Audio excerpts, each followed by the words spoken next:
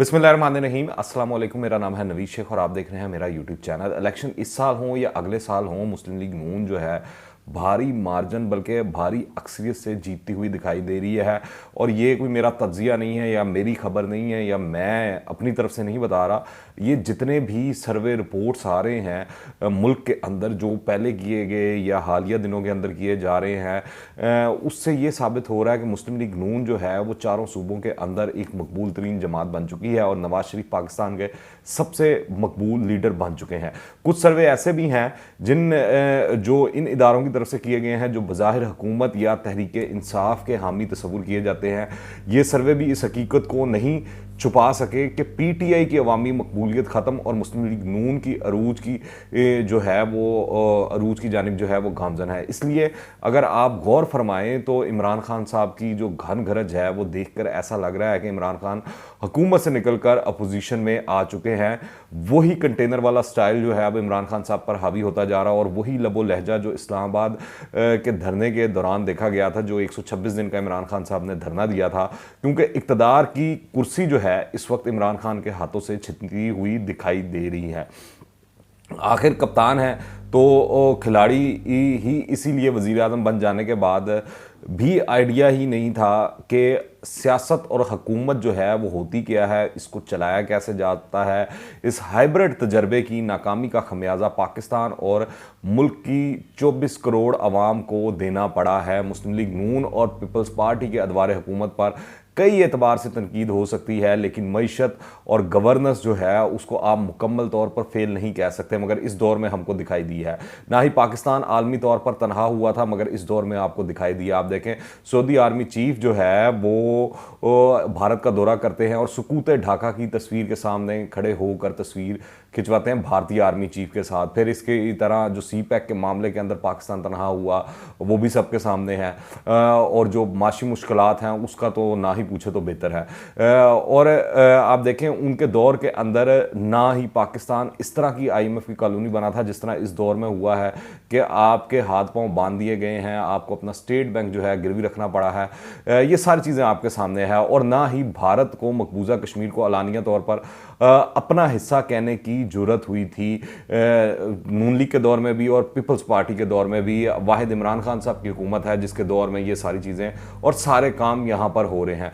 मुल्क के सियासी हालात देखे जाएं तो सबसे अहम नतीजा यही निकलता दिखाई देता है कि लेबॉर्ट्री में तजर्बात के जरिए टेस्ट ट्यूब पार्टियां बनाने का कोई फ़ायदा नहीं है। वो ना कोई रिजल्ट देती हैं, ना इस मुल्क की तकदीर बदल सकती हैं। माजी की भी किंग्स पार्टियां इस वक्त तक ही इक़्तिदार में रह सकीं जब तक इन्हें बनाने वाले बादशाह सलामत स्याह सफ़ेद के मालिक रहे। जैसे ही वो मस्तनद इक़्तिदार से हटे तो इन पार्टियों का भी कला कमा हो गया और ख़त्म हो गई, और ना आज इनको कोई जानता है, ना कोई इनकी कोई मिसाल देता है, ना कोई इनको कोई पहचानता है, क्योंकि इनकी आवाम के अंदर जो जड़ें थी वो मजबूत नहीं थी। और यही मामला तहरीक इंसाफ के साथ है।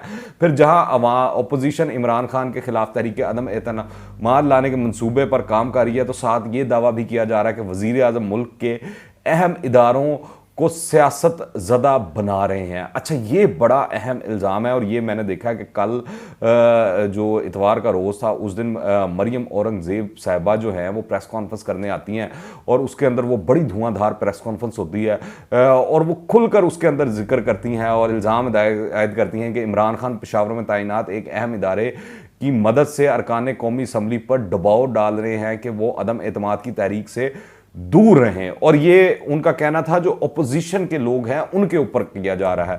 उन्होंने फिर यह भी कहा कि वज़ीर आज़म ने पहले ही एक इदारे को सियासत में घसीट कर इसकी साख को नुकसान पहुंचाया है। उन्होंने खबरदार किया कि अगर वज़ीर आज़म इमरान खान को इदारे को इस्तेमाल करने से ना रोका गया तो उस बाअसर ओहदेदार का नाम सामने लाया जाएगा।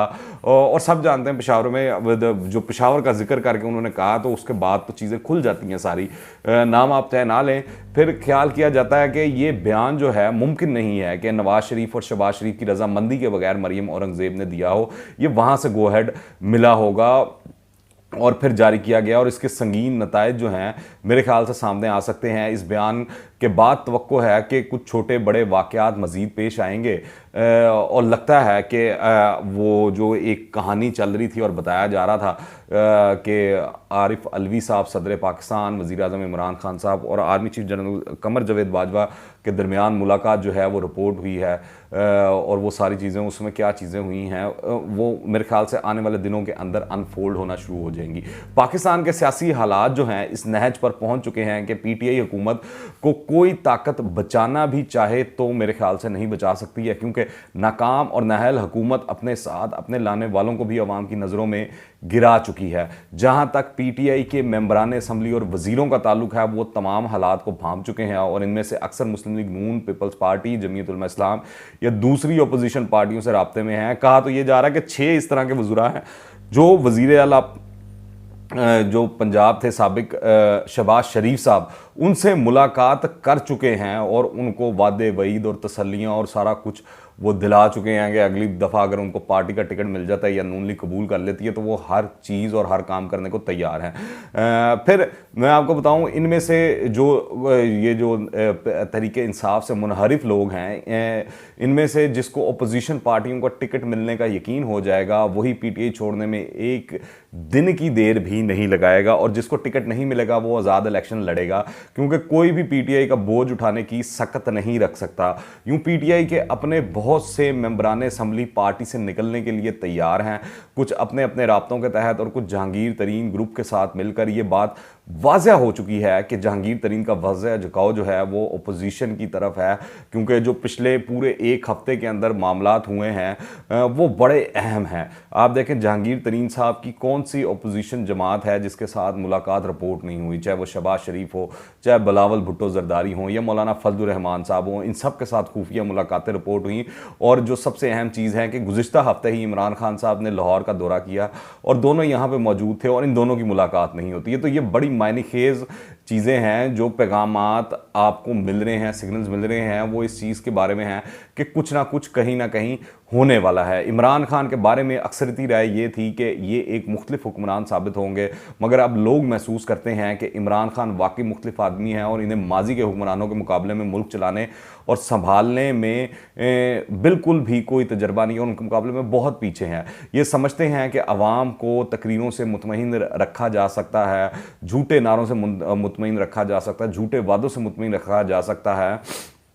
ये गुज़िश्ता 3 साल से और कुछ महीनों से तकरीर के ज़रिए ही काम चला रहे हैं और यही बुलंद बांग दावे किए जा रहे हैं, मगर अब तकरीरों से काम चलता हुआ दिखाई नहीं दे रहा। मज़ीद लोग अपने मसाइल का हल चाहते हैं और इतनी बुरी तरह फंसे हुए हैं कि उनको और कोई चीज़ सुनाई नहीं देती, और कोई वादा, कोई दावा, कोई तकरीर उनको सुनाई नहीं देती। वो कहते हैं कि हमारे मसाइल जो हैं वो हल किए जाएं, और वो ये भी कहते हैं कि रियासत मदीना बनाएं ना बनाएं, कम अज़ कम पुराना पाकिस्तान ही लौटा दें, क्योंकि ये जो रियासत मदीना इमरान खान साहब बना रहे हैं ये रियासत कूफा की जो शक्ल है वो इख्तियार करती जा रही है। यूँ अपोजिशन और हुकूमत के दरमियान एक दिलचस्प खेल जो है वो जारी है, और आने वाले दिनों के अंदर ये मज़ीद जो है इंटरेस्टिंग होता जाएगा। आप इस हवाले से क्या राय रखते हैं नीचे कमेंट्स में लाजमी बताइएगा, और अगर आपने अभी तक इस चैनल को सब्सक्राइब नहीं किया तो कर लें। दुआ में याद रखिएगा। अंटिल द नेक्स्ट टाइम, अल्लाह हाफ़िज़।